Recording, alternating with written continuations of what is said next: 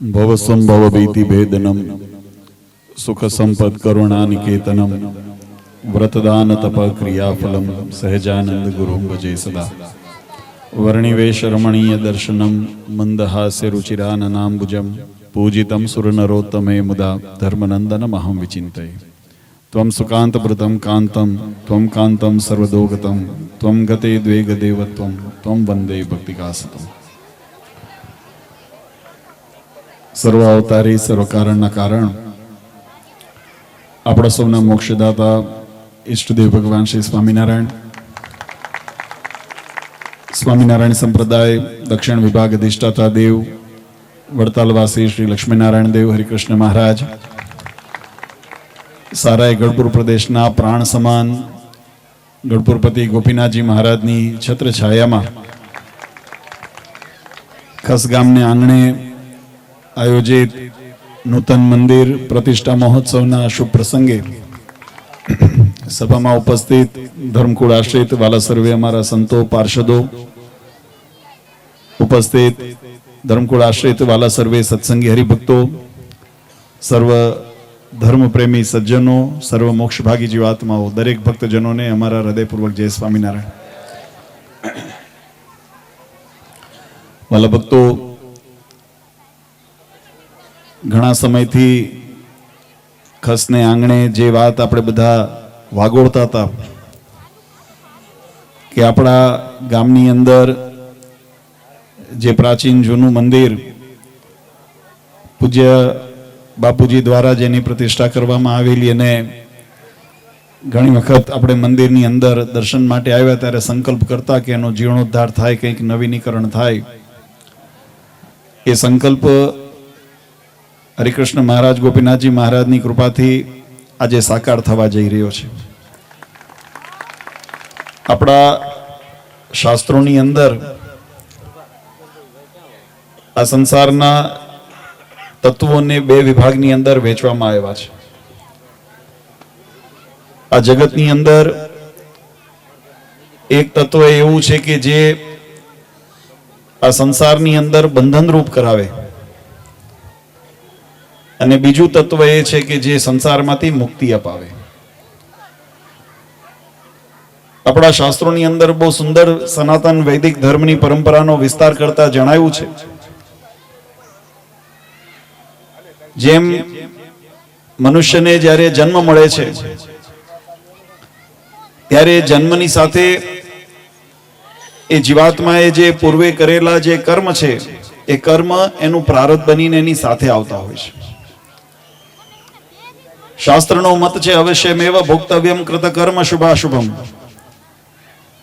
જીવાત્મા જ્ઞાતા જ્ઞાત, જાણે અજાણે જે પણ કોઈ કર્મ કર્યા હોય એ કર્મ એનાથી નિર્માણ થતું ફળ એ જીવાત્માને પુનર્જન્મનું કારણ બને છે. પણ વચનામૃતની અંદર ભગવાન સ્વામિનારાયણે એક બહુ સુંદર સિદ્ધાંત સમજાવ્યો કે આ કર્મ જીવાત્માનું કરેલું એને બંધન રૂપ ક્યારે થાય? તો કે માયાના નિર્મિત એવું જે આ પંચ તત્વથી બનેલું પિંડ બ્રહ્માંડ, એની અંદર દેહાંકારે કરીને જીવાત્મા જે જે જગતના વિષયોની કામના કરે છે, જે જે વિષયોને ભોગવવા ઈચ્છે છે, જે સંસાર સંબંધી જે પંચ વિષય એની અંદર પ્રીતિ કરે છે, અને જે જીવાત્મા પોતાના એ કર્મને એ મનુષ્ય દેહના અનુલક્ષીને જે કર્મ કરે છે એ કર્મ જીવાત્માને બંધન રૂપ થાય છે. પણ એ જ કર્મ જ્યારે આત્મકલ્યાણ આત્માશ્રયના સંકલ્પ સાથે કરવામાં આવે, એ જ કર્મ ભગવાનની ભક્તિ સંબંધી કરવામાં આવે, ભગવાનની પ્રસન્નતાને અર્થે કરવામાં આવે, ત્યારે કર્મ જે છે એ નિર્લેપ થઈ જાય છે. અને એવું નિર્લેપ થયેલું કર્મ પછી પુનર્જન્મનું કારણ નથી બનતું, એ મોક્ષનું કારણ બને છે. આ સનાતન વૈદિક ધર્મની પરંપરા, એ પરંપરાની અંદર ઉપાસનાનો ખૂબ મહિમા બતાવ્યો છે. જો ભગવાનની પ્રાપ્તિના બે મુખ્ય સાધનો છે. એક સાધન છે કે જેને આપણે ધર્મ કહીએ છીએ. જીવનની અંદર સત્શાસ્ત્રો દ્વારા પ્રતિપાદિત સિદ્ધાંતોનું અનુસરણ કરવું, શાસ્ત્રોએ બતાવેલી નિયમ મર્યાદાઓનું પાલન કરવું, અને એના દ્વારા જીવાત્મા પોતાના જે શરીર એટલે કે એની અંદર કર્મેન્દ્રિય, જ્ઞાનેન્દ્રિય, અંતઃકરણની અંદર 4 પ્રકારના અંતઃકરણ, એની શુદ્ધિ થાય, પવિત્ર થાય, એના માટેનો દાખલો કરે છે. અને એવા પવિત્ર અંતરાત્માની અંદર અખંડ ભગવાનનું સ્મરણ કરવું, જેને આપણે 9 પ્રકારની ભક્તિ શાસ્ત્રોની અંદર વિસ્તારથી સમજાવી છે. શ્રવણમ, વિષ્ણુ સ્મરણમ, પાદ સેવનમ, અર્ચનમ, વંદનમ, દાસ્યમ, સાખ્યમ, આત્મનિવેદનમ. આ 9 પ્રકારની જે ભક્તિ એ ભગવાન સંબંધી ભક્તિ છે. અને એ ક્રિયા જ્યારે ભગવાનના સંબંધી હૃદયના પવિત્રતા ભાવે કરીને, ઇન્દ્રિયોના પવિત્રતા ભાવે કરીને જ્યારે જીવાત્મા અનુસરે છે, ત્યારે એ ધર્મનું પાલન અને ભક્તિનું અનુસરણ એ જીવાત્મા માટે મોક્ષનું ભાતું બને છે. આમ તો આ સંસારનો ઘટનાક્રમ છે, બહુ વધારે સમય નથી લેવો, કારણ કે આજે બધા ભક્તો ખૂબ સુંદર અમે જોતા હતા. ભગવાનની ઠાકોરજીની નગર યાત્રા આપણે સમગ્ર ગામની અંદરથી જ્યારે પસાર થઈ, યુવાનો, હરિભક્તો, વડીલો બધા ખૂબ ઉત્સાહપૂર્વક નાચ્યા કૂદ્યા છો. અને સાંજે પાછું અમે સાંભળ્યું પણ કે રાસોત્સવનો કાર્યક્રમ રાખ્યો છે, એટલે બહુ થકવવા નથી. પણ આ જીવનની અંદર આપણને જે પ્રાપ્તિ થઈ છે એની મહત્તા જો ન સમજાય તો એ પ્રાપ્તિનો આપણને આનંદ નથી આવતો. ભગવાન આ ધરા ઉપર અનેક વખત અવતાર ધારણ કરીને પધાર્યા. જેમ ગીતાજીની અંદર ભગવાને કીધું, સંભવામી યુગે યુગે. અમે દર યુગની અંદર ધર્મનું સંસ્થાપન કરવા, અધર્મનું ઉચ્છેદન કરવા, પરિત્રાણાય સાધુનામ, પોતાના ભક્તોનું રક્ષણ કરવાને માટે એક યા બીજા રૂપે, આમ તો શાસ્ત્રોની અંદર ભગવાનના પ્રગટ સ્વરૂપના અનેકવિધ એના મતો બતાવ્યા છે. ભગવાન આ ધરા ઉપર અવતાર ધારણ કરે છે, એના પણ ભગવાનના ભેદ બતાવ્યા છે. અર્ચા અવતાર, કલા અવતાર, પ્રવેશ અવતાર, અંશા અવતાર, અંશાંશ અવતાર, આ બધા અનેક પ્રકારના ભેદો શાસ્ત્રોની અંદર બતાવ્યા છે. એનું વિવેચન કરવું હોય તો સમય ઘણો લાગે, પણ એનો જો ટૂંકની અંદર સાર સમજીએ તો ભગવાનનો એનો મત એવો છે કે હું મારા ભક્તોના અર્થે આ ધરા ઉપર અનેક વખત આ ધરા ઉપર ભગવાન પ્રગટ થઈને પધારતા હોય છે. કોઈ મનુષ્ય આદિ આકૃતિ ધારણ કરીને, રામકૃષ્ણ આદિ અવતાર ધારણ કરીને ભગવાન ચરિત્ર કરે, તો ક્યારે ધર્મના રક્ષણ માટે, આ સંસારમાં ભક્તોના રક્ષણને માટે ભગવાન મચ્છ, કચ્છ, વરા આદિ અવતાર ધારણ કરીને પણ પરમાત્મા પોતાના ચરિત્રોને લીલાઓ કરતા હોય છે. આવા સમયની અંદર જીવાત્માને વચનામૃતની અંદર એક ભગવાન સ્વામિનારાયણ મહારાજ સભા કરીને બેઠા હતા. અને અમારે વડતાલની બાજુમાં એક ભાદરણ કરીને ગામ છે, ત્યાંના બહુ સુંદર ભગવાનના એકાંતિક ભક્ત હતા, પાટીદાર ભક્ત ભગુ ભગત આવ્યા ભગવાનની પાસે. અને મહારાજને આવીને પ્રશ્ન કર્યો કે મહારાજ, જીવનું કલ્યાણ કેમ થાય?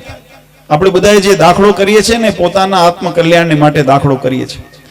ત્યારે મહારાજે કીધું કે જીવનું કલ્યાણ થાય એની રીત તમને સમજાવીએ. મહારાજે બહુ સુંદર એની વિકતિ સમજાવી. મહારાજ કે આ ધરા ઉપર ભગવાન જ્યારે અવતાર ધારણ કરીને ચરિત્ર કરતા હોય, ત્યારે ભગવાન તો છે અંતર્યામી, સર્વશક્તિમાન, સર્વના નિયંતા, સર્વના કારણ ને પોતે સ્વતંત્ર પોતાની મૂર્તિ છે.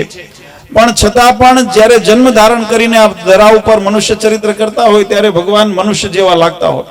માછલા, જ્યારે મત્સ્ય અવતાર થયો તો ભગવાને માછલા જેવો વ્યવહાર કર્યો, કચ્છ અવતાર થયો તો કાચબા જેવો વ્યવહાર કર્યો. ભગવાન નરસિંહ અવતાર રૂપે પ્રગટ થયા તો ભગવાને નરસિંહની જેમ, સિંહની જેમ ત્રાળ નાખી. હયગ્રીવ રૂપે તો ઘોડાની જેમ ભગવાને વર્તાવ કર્યો. તો જેવા સ્વરૂપને ભગવાન ધારણ કરે એવા સ્વરૂપના પ્રાકૃતિક ગુણોને ભગવાન સ્વીકારતા હોય છે, પણ પરમાત્મા એનાથી પર છે. આવા જે શાસ્ત્રોની અંદર પરમાત્માના લક્ષણો બતાવ્યા છે, એ લક્ષણો દ્વારા જીવાત્મા ભગવાનની ઓળખાણ કરી લે. આપણે મોક્ષની વાતની પરંપરાનો મહારાજે જે ઉત્તર કર્યો એની વાત સમજીએ છીએ કે ભગવાનની જીવાત્માને ઓળખાણ થાય. ભગવાનના ઐશ્વર્ય પ્રતાપના જે શાસ્ત્રોની અંદર વર્ણન, આપણા કીધેથી કોઈ ભગવાન થતું નથી ને આપણા કીધેથી કોઈ ભગવાન મટી પણ નથી જતા. આ વાત બહુ નિર્વિવાદ છે. કદાચ કોઈ એમ કે અમે નથી માનતા તો એથી કરીને ભગવાન મટી નથી જવાના, અને કોઈ એમ કે અમે ખોટાને ભગવાન માનીએ જેથી કરીને ભગવાન થવાના નથી. ભગવાન એક પરબ્રહ્મ પુરુષોત્તમ નારાયણ એક જ છે. જે સનાતન તત્વની અંદર પંચ તત્વો બતાવ્યા, જીવ, ઈશ્વર, માયા, બ્રહ્મ ને પરબ્રહ્મ, એ પરબ્રહ્મ તત્વ જે પરમાત્મા છે એક જ છે. એ પોતે વચનામૃતમાં મહારાજ કે અનેક રૂપે પરમાત્મા પોતાના ભક્તોને સુખ્યા કરવાને માટે ધરા ઉપર પધારે છે. એમાં ભેદ નથી, એમાં એકરૂપતા રહેલી છે. પણ એ ભગવાનના લક્ષણે કરીને શાસ્ત્રનું પ્રમાણ કેમ મળે? તો શાસ્ત્ર પ્રમાણે કરીને જ્યારે જીવાત્મા ભગવાનને ઓળખે, ભગવાનના શરણે થાય અને ભગવાનની ભક્તિ કરે તો જીવાત્માનું કલ્યાણ થાય. આ મહારાજે પહેલો ઉપાય બતાવ્યો. બીજો ઉપાય મહારાજે બતાવ્યો કે ભગવાન જ્યારે એવી મનુષ્ય આદિ ચરિત્ર ન કરતા હોય તો ભગવાનને ધારણ કરેલા, ભગવાનને મળેલા એવા સંતો હોય એનો સમાગમ કરે, એમાંથી ગુણ ગ્રહણ કરે, એમાંથી જ્યારે ઉપદેશ ગ્રહણ કરે.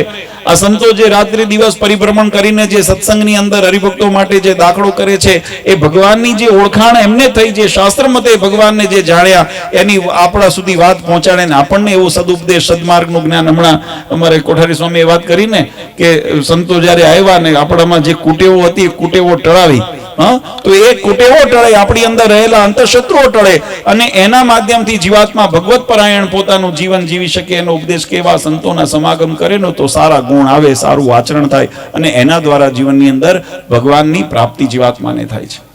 અને છેલ્લે મહારાજને એવું કદાચ વિચાર આવ્યો કે કળિયુગ વધી રહ્યો છે, હજુ તો ઘૂંટણિયા ભર છે, હજુ તો આગળ વધતા કેવી વિષમ પરિસ્થિતિઓ નિર્માણ થાય. પણ મહારાજે ત્યારે પણ ભક્તોના કલ્યાણની ચિંતા કરીને મહારાજ કીધું કે એવું ન માનવું કે કોઈ વખત એવા સંતોનો સમાગમ ન થાય, કોઈ ન મળે તો ભગવાન કે અમારા જે સ્વરૂપો પધરાવેલા છે, અમારી જે મૂર્તિઓ પધરાવી છે, એ મૂર્તિના આશ્રયમાં કોઈ રહેશે, પોતાના સ્વધર્મનું પાલન કરશે અને ભગવાનની ભક્તિ કરશે તો જીવાત્માનું કલ્યાણ થશે. મહારાજે આ ત્રીજો માર્ગ આપણને બતાવ્યો છે.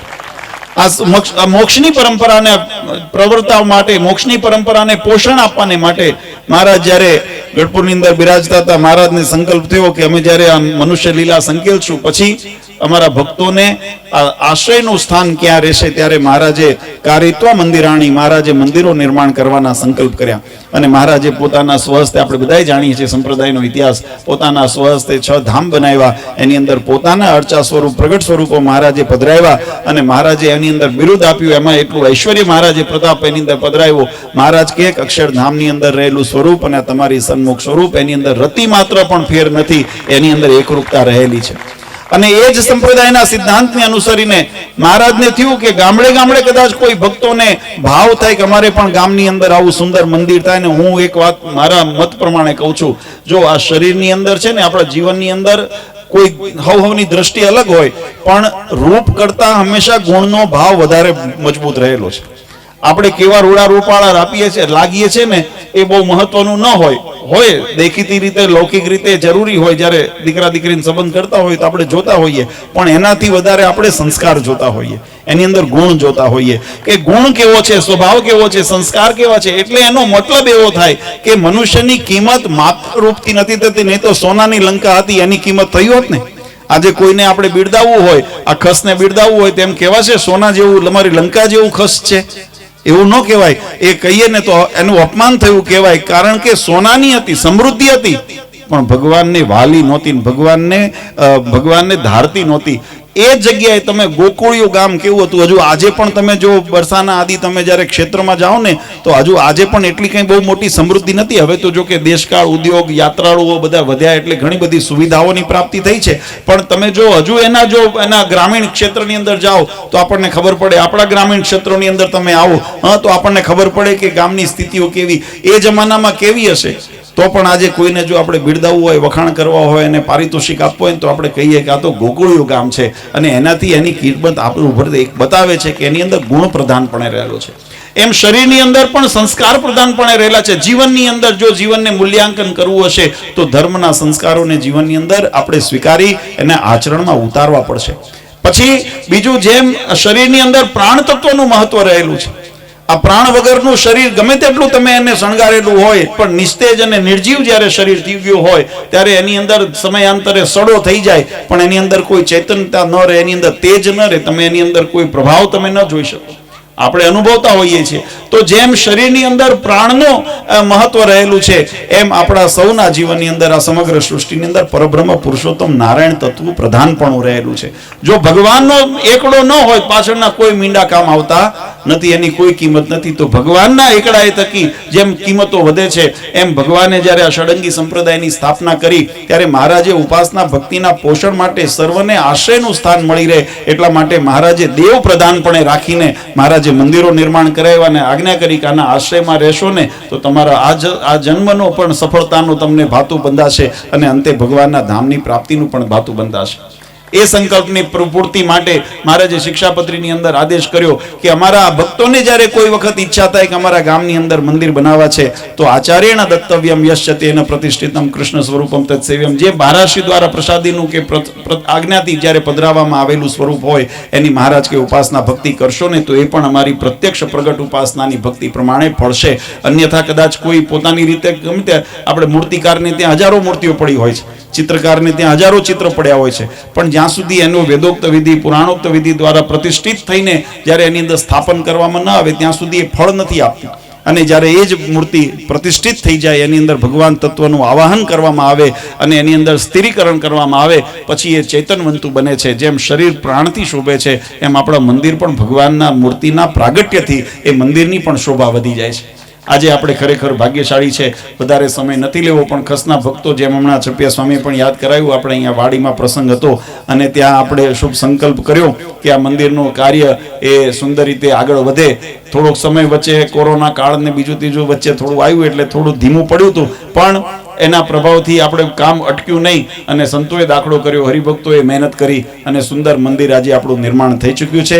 કાલ સવારે બ્રહ્મ મુહૂર્તની અંદર શુભ સ્થિર લગ્નની અંદર ભગવાનનું મૂર્તિની અંદર પ્રાણનું આવાહન કરવામાં આવશે અને એ ભગવાનને આપણે મંદિરની અંદર બિરાજમાન થશું એટલે આપણું મંદિર એ જાગૃત મંદિર બની જશે. આ મંદિર એ પછી નિર્જીવ નહીં રહે, એમાં ભગવાન પ્રાણ તત્વ રૂપે એની અંદર બિરાજશે અને એ જ્યારે પ્રાણ તત્વ રૂપે પરમાત્મા બિરાજતા હોય પછી તમે જો ભાવથી તમે, આ તો ઘણી વખત આપણી મર્યાદાઓ અથવા તો આપણી અણસમજ, આપણી અજ્ઞાનતાને કારણે આપણે અનુભૂતિ નથી કરી શકતા. બાકી શાસ્ત્રોનો અને આપણા સંપ્રદાયના ઇતિહાસની અંદર એમ અનેક પ્રસંગ લખાણા કે તમે ગોપીનાથજી મહારાજના દર્શન કરો કે આપણા મંદિરની અંદર બિરાજમાન સ્વરૂપના તમે દર્શન કરો, જો ભાવથી દર્શન કરો ને તો તમને પ્રતિસાદ આપે છે. આવા પ્રગટ સ્વરૂપો આપણા મંદિરોની અંદર, આપણી સનાતન વૈદિક પરંપરાની અંદર છે.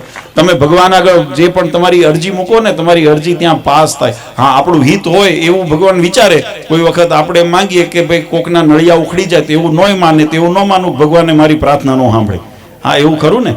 કોકને ખાડામાં પાડવાના પ્રશ્નો લઈને ન જવા, પણ આપણા જે મૂંઝવણો હોય, આપણી વિટમણાઓ હોય, તમે ભગવાન આગળ જઈને રજૂ કરો ને ભગવાન આપણને એમાંથી ઉગારે છે. કારણ ભગવાને બિરુદ આપ્યું છે, મારો આશ્રિત અન્ન વસ્ત્રે આબરૂએ કરીને ક્યારે દુખ્યો ન થવા દઉં. આ ભગવાન સ્વામિનારાયણનું આપણા ઉપર વરદાન છે. એટલે આ મંદિરની મહત્તા આપણા શાસ્ત્રોની અંદર બતાવી. સંતોએ ખૂબ સુંદર વાત કરી આપણને. આ મંદિરે આવવાનું વ્યસન રાખજો. હું તો અમે કાયમ કહીએ છીએ, મહારાજે પણ કીધું, જગત સંબંધી જે વ્યસનો હોય ને એ વ્યસન છોડવા, એમાં માલ નથી. શરીરની પણ નુકસાની થાય છે, આર્થિક નુકસાની પણ થાય છે અને આબરૂનો નાશ થાય છે. મહારાજે તો વચનામૃતમાં ત્યાં સુધી દ્રષ્ટાંત લીધું કે હગો ભાઈ હોય ને પણ જો એને દારૂ કે બીજા વ્યસનના રવાડે હોય ને તો આપણે એના ઉપર વિશ્વાસ મૂકતા નથી. તમને એવું થાય કોઈ વખત વ્યવહારમાં કે ભાઈ 5-25 લાખ રૂપિયા કદાચ હોય ભગવાનની કૃપાથી અને બહારગામ જવું હોય, કુંભમાં નાવા જવું છે, તે થાપણ કોકને આપણે આપીને જે ભાઈ બીજાને પાડોશીને આપીએ પણ ભાઈ ન આપીએ. આપણને ખબર છે કે અવળે રવાડે છે, ખબર છે કે નહીં, તો ઘરના વિશ્વાસ ન કરે, જગત વિશ્વાસ શું કરે, જગત ન કરે ભગવાન વિશ્વાસ શું કરે. એટલે મહારાજ કે બધી રીતે તો જગત સંબંધી જે વ્યસનો હોય ને એને જીવનમાંથી કાઢવા. જગતના આપણી અંદર કુસ્વભાવ હોય, ઘણાને એવા કામ, ક્રોધ, લોભ, મોહ, માયા, મત્સર, ઈર્ષા, તૃષ્ણા, આ સ્વભાવ અંતરથી લઈને જીવનને ખોખલા કરતા હોય તો એવા સ્વભાવોનો ત્યાગ કરવો અને શાશ્વત ભગવાનની આજ્ઞા પ્રમાણે આપણું શિક્ષાપત્રી આદિ શાસ્ત્રોમાં મહારાજે જીવનની પદ્ધતિ બતાવી એ પ્રમાણે આપણે જીવન જીવીએ અને ભગવાનનું ભજન કરીએ તો મહારાજ કે ધર્મ, અર્થ, કામ અને મોક્ષ ચારે પુરુષાર્થની સિદ્ધિ જીવાત્માને પ્રાપ્ત થાય. આજે એવી સુંદર સિદ્ધિ કરાવનાર આપણને મંદિર આપણા, એટલે મંદિરે જવાનું વ્યસન રાખજો.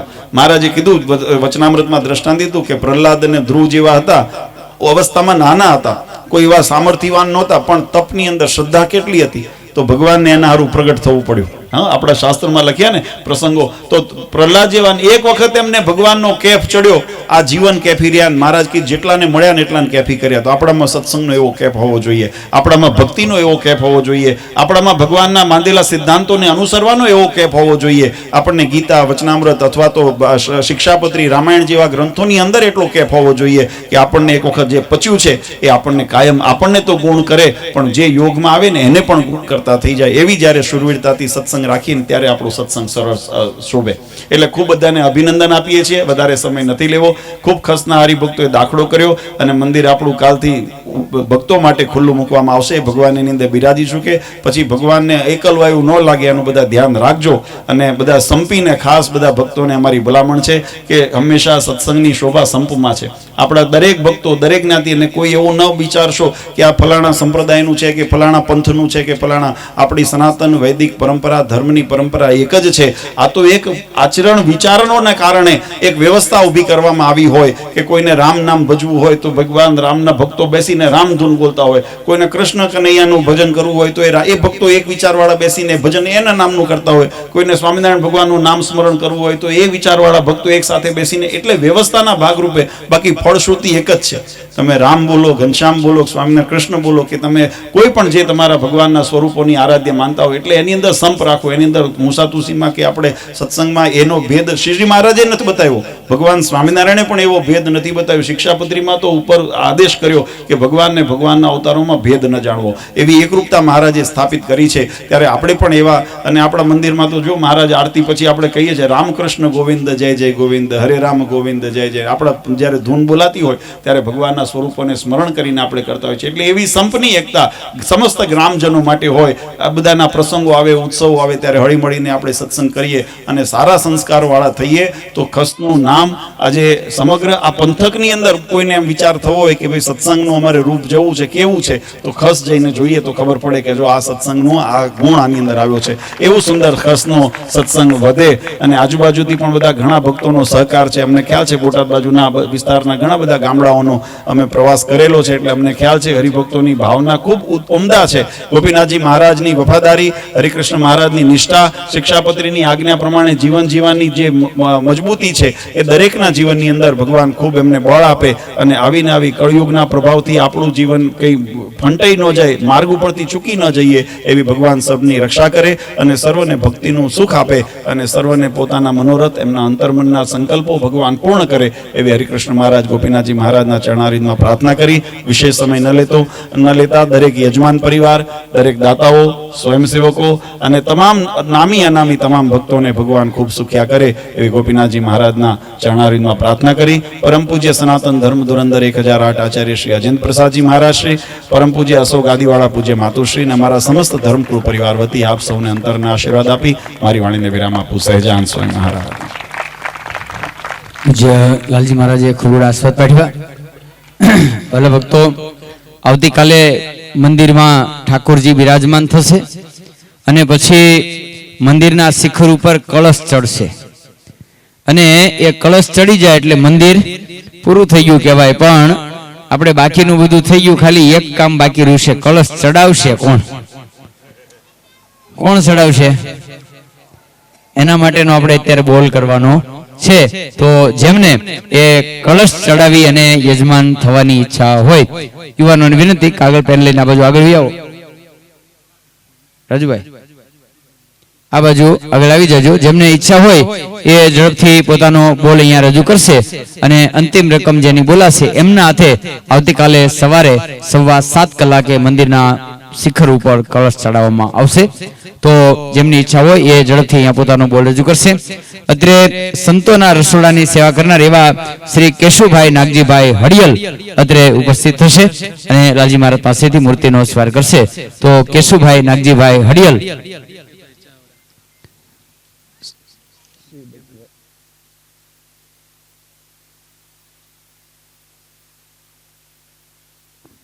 જેમને કલશ ચડાવવાનો લાભ લેવાની ઈચ્છા હોય એ ઝડપથી અહીંયા પોતાનો બોલ રજૂ કરશે.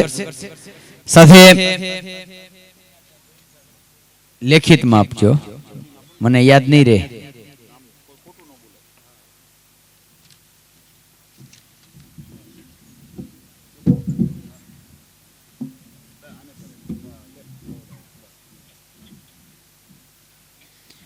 અત્રે કળશ ચડાવવા માટેનો બોલ 25,000 રૂપિયા શ્રી રૂગનાથભાઈ ગોવિંદભાઈ તરફથી આવે છે. ગમ્યું હોય તાળી પાડો, તાળીઓનાથી વધાવીએ. 25,000 રૂપિયાનો બોલ આવે છે. એમાં કોઈને આગળ વધવું હોય તો જાજો ટાઈમ આપવાનો નથી. એટલે જેમને બધાને આમ તો હરિભક્તોને બધાને ખબર જ હતી ને, હું ભૂલી ગયો તો. તમે ક્યાં ભૂલી ગયા હતા? તો તમને બધાને ખ્યાલ જ છે, એટલે જેમને લાભ લેવાની ઈચ્છા હોય ઝડપથી અહીંયા પોતાનો બોલ સ્વયંસેવકો પાસે રજૂ કરે. 25,000 રૂપિયા રૂગનાથભાઈ ગોવિંદભાઈ હડિયલ તરફથી કળશ ચડાવવા માટેના એક વાર, બે વાર, જેમની ઈચ્છા હોય ઝડપથી રજૂ કરશે. સાથે શ્રી નાગજીભાઈ દાનાભાઈ સુરત, ઉજમસિંહભાઈ રામજીભાઈ રાણપુર, શ્રી જયેશભાઈ જયંતિભાઈ બોટાદ, રાઘુભાઈ તુરખા, નારાયણભાઈ રાણાભાઈ લીમડી, રસિકભાઈ ઝીંઝાવદર, ડેકેભાઈ ચાવડા વાહન સેવા કરનારા ભક્તો અત્રે આવી આશીર્વાદના હારનો સ્વાર કરશે.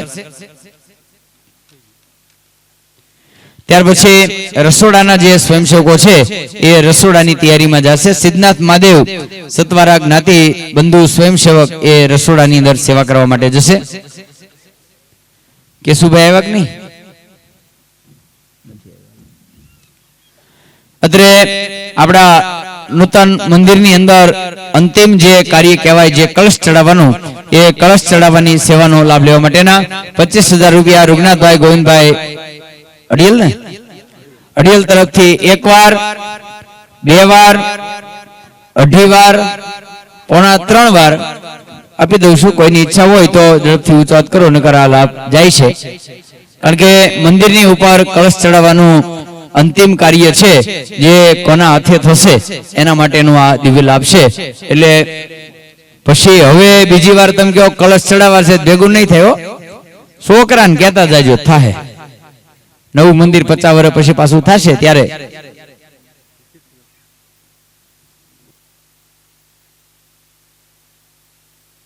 કારણ કે ઘણા વર્ષો પછી આ મંદિર જર્જરિત થયું અને પછી આપણે આ મંદિર તૈયાર કર્યું, એટલે પુનઃ પાછું હવે જેથી નવું મંદિર થાય ત્યારે પાછા એના કળશ ચડશે. ના, હવે કાલ એવા ચડાવવાના છે કે ઘણા વર્ષ સુધી એને કઈ થશે નહીં.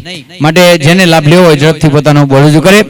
કળશ ચડાવવાનો લાભ લેવા માટેના 30,000 રૂપિયા ધનજીભાઈ જાદુભાઈ હડિયલ તરફથી, 30,000 રૂપિયા ધનજીભાઈ જાદુભાઈ હડિયલ તરફથી એક વાર, 31,000 રૂપિયા કાંતિભાઈ પ્રભુભાઈ હડિયલ તરફથી. તાળી ઉપાડો, લાડવા રેડી છે. હું આપણે ક્યાં કાઢવા ખિસ્સામાંથી?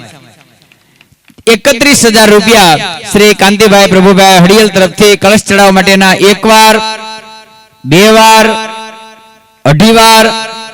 જેનું નામ અહીંયા આવી ગયું છે સીધી રકમ કહેજો, એટલે હું અહીંયા ઉમેરો કરી દઈશ. 41,101 રૂપિયા, બધા તાળીઓનાથી વધાવો.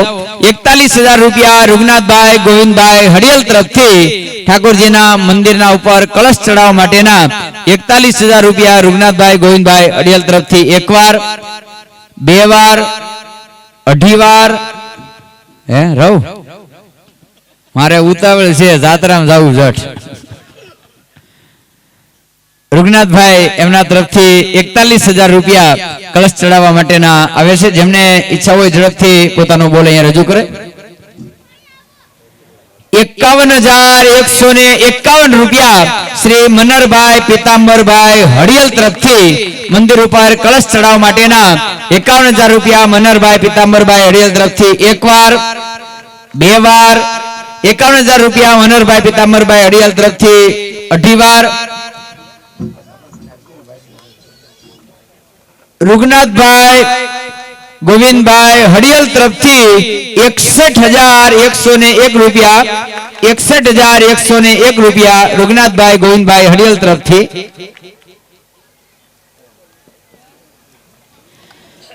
મંદિરના ઉપર કળશ ચડાવવા માટેના 61,000 રૂપિયા રૂગનાથભાઈ ગોવિંદભાઈ હડિયલ તરફથી એક વાર, બે વાર, અઢી વાર, પોણા 3 વાર. હવે જાય છે 61,000 રૂપિયા મંદિર ઉપર કળશ ચડાવવા માટેના રૂગનાથભાઈ ગોવિંદભાઈ હડિયલ તરફથી 61,000 રૂપિયા એક વાર, બે વાર, અઢી વાર, પોણા 3 વાર અને આપી દઉં. પછી કહેતા નહીં રહી ગયા. 61,000 રૂપિયા રૂગનાથભાઈ ગોવિંદભાઈ હડિયલ તરફથી ઠાકોરજીના મંદિર ઉપર કળશ ચડાવવા માટેના 3 વાર બોલો સ્વામિનારાયણ ભગવાનની. તો રૂગનાથભાઈ અત્રે આવશે અને લાલજી મહારાજ પાસેથી આશીર્વાદના હારનો સ્વાર કરશે. તો રૂગનાથભાઈ આવો. હવે અહીંયાથી પ્રથમ બહેનો એ જેમને માતુશ્રીના દર્શન બાકી હોય તો માતુશ્રીના દર્શન કરી અને એ દિવ્ય લાભને પ્રાપ્ત કરશે. હવે બહેનો છે એ પ્રથમ પ્રસાદ લેવા માટે સમાધિવાડીમાં જશે અને ભાઈઓમાં જેને આપણે અહીંયા ઉપર બોલાવ્યા પણ એમાં છતાંય કોઈ રહી ગયા હોય તો એ હવે અહીંયા આવી અને લાલજી મહારાજને પગે લાગી અને પછી પ્રસાદ લેવા માટે જશે. લાલજી મહારાજનો સોફો અહીંયા આગળ રાખવામાં આવે છે.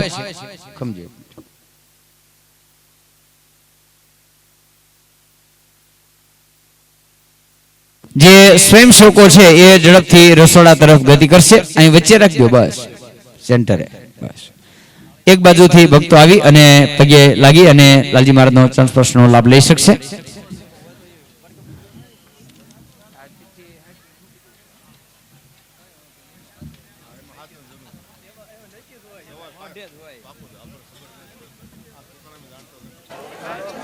આવતીકાલે સવારે બરાબર 7 કલાકે પ્રતિષ્ઠાનો દિવ્ય પ્રસંગ થશે તો ખાસ બધા ભક્તો એ સમયે ઉપસ્થિત રહેશો.